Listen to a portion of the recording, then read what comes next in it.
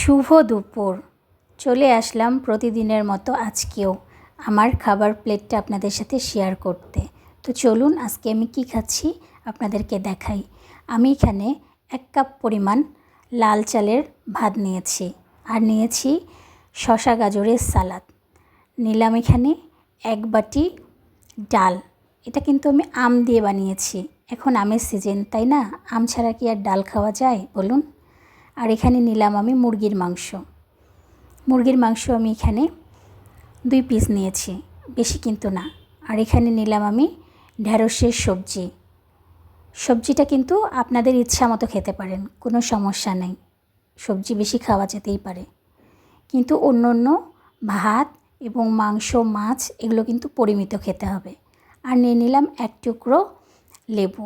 তো এই ছিল আমার আজকের দুপুরের হেলদি খাবারের প্লেট। আপনারাও চাইলে আমার মতো ঘরের তৈরি খাবার খেয়ে ওজন কমাতে পারেন। আমি কিন্তু ঘরের তৈরি খাবার খেয়েই আমার ওজন কমিয়েছি।